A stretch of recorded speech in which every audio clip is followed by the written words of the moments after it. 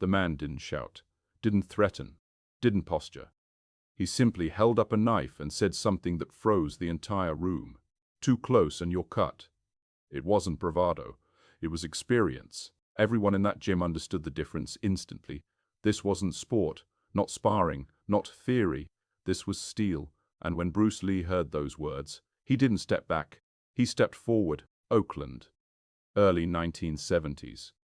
A small martial arts school tucked between warehouses and auto shops. Concrete floors, wood beams overhead.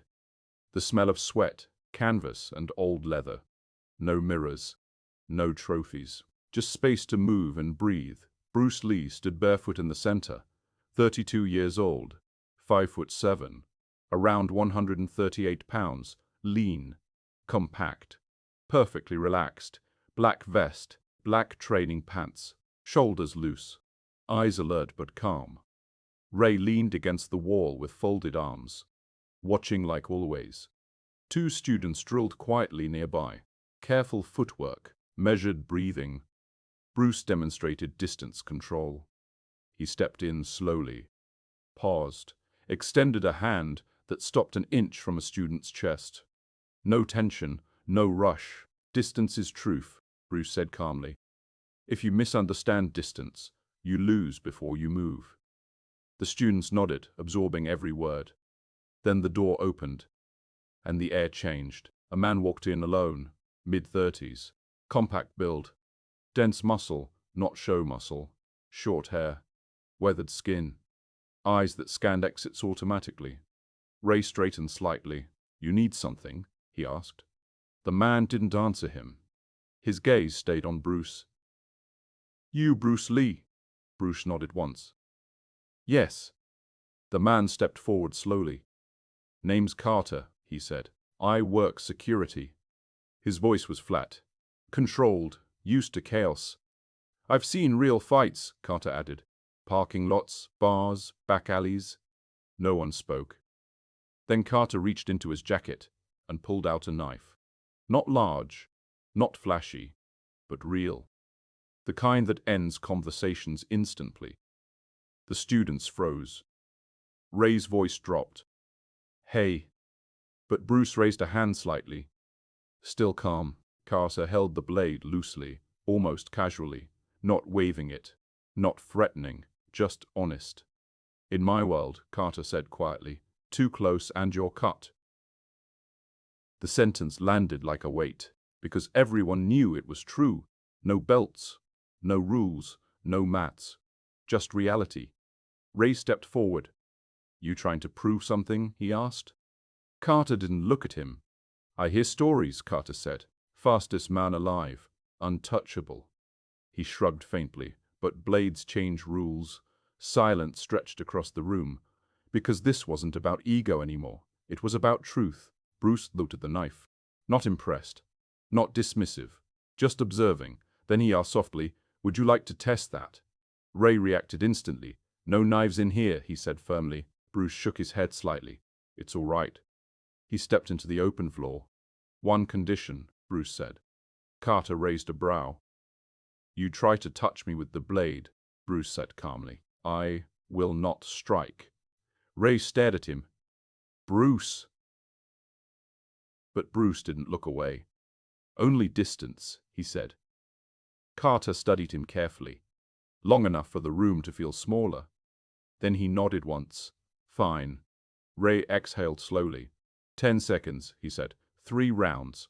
The students backed against the walls. No one blinked. Carter lowered into a practical stance. No movie poses. No flair. Knife low. Ready. Bruce stood relaxed. Hands down, breathing slow. Ray raised his hand. "Begin." Carter moved instantly. Fast. Direct. No wasted motion. A short step in. Blade snapping forward. Bruce leaned back sharply. The knife stopped inches from his chest. Too close. Carter followed immediately. Another thrust. Bruce stepped sideways, late. The blade brushed his vest, a faint whisper of fabric. The room froze. Carter stopped immediately. No smile. No pride. Just honesty. "Told you?" he said quietly. Ray felt his stomach tighten. Because that wasn't theory, that was proof.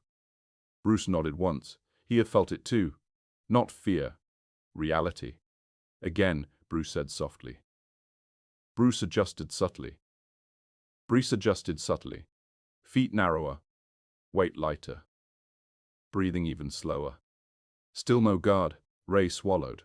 Begin. Carter moved again. Same speed. Same intention. Blade darted forward. But this time, Bruce wasn't there. Not faster. Earlier, he had shifted before the thrust fully formed. Carter's eyes narrowed. He stepped in again. Another thrust. Bruce angled off. Small movement, huge difference. The knife cut empty air. Carter attacked again. Short. Efficient. No wasted motion. Bruce moved sooner each time. Not jumping. Not retreating wildly. Just removing himself from the line of danger. Carter frowned. He sped up. 2 quick entries. Bruce adjusted both times with minimal motion. Less movement. More timing. Time, Ray said. Carter stepped back slowly. Confusion creeping in. You're faster now, he muttered. Bruce shook his head. No, he said quietly. Carter looked up. Bruce met his eyes. I am earlier. The words hung in the air. And something shifted. Bruce lifted one finger. One more, he said. Carter nodded. Serious now. Ray raised his hand. Begin. Carter exploded forward. No hesitation. Real speed. Blade flashing toward Bruce's chest. But Bruce stepped in. Forward. Not back. Carter's eyes widened instantly. The distance collapsed. Too close for extension. The blade stalled mid-line. Carter tried to adjust. But Bruce was already inside. Chest to shoulder range. No space. No arc. No cut. Carter tried to pull back. But Bruce moved with him, matching distance perfectly, staying inside the blade's working range. Always too close to slash. Too tight to thrust. The knife hovered uselessly between them. Bruce didn't grab him.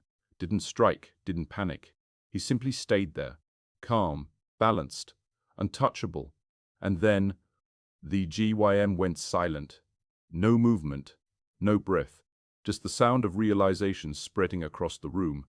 The blade wasn't power. Distance was. Ray whispered quietly.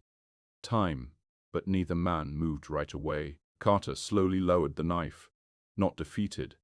Awakened. Carter stepped back slowly. The knife still in his hand, but the energy gone. How? He asked quietly. Bruce answered calmly. You believe distance protects you. Carter listened. Your blade needs space, Bruce continued. A path. A line. Bruce stepped slightly closer. I removed the path. Carter swallowed. Bruce tapped his chest lightly. Most people run from danger, he said. They give the weapon what it needs. A pause. I went where it cannot live.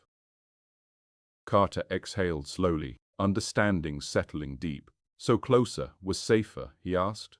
Bruce nodded once. Correct distance, Bruce said, is not far or near. He looked directly at him. It is where the weapon stops working. Carter folded the knife slowly and slid it away. No ego left now. Just respect. I've seen guys panic, he said quietly. Run. Freeze. Swing wild. He looked at Bruce. You walked into it. Bruce gave a faint smile. Fear stretches distance, he said. Understanding shrinks it. Carter nodded slowly, then asked the only real question left. Can you teach that? Bruce answered gently. I can show the door, he said. You must walk through it. Years later, students still repeated that moment, not because of the knife, because of the lesson, that danger isn't always escaped by retreat. Sometimes it's solved by precision, by understanding space deeper than fear, and those who were there remembered one line most.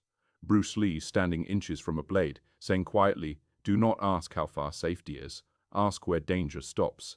Because mastery isn't speed, it's clarity, not avoiding the edge, but knowing exactly where it ends.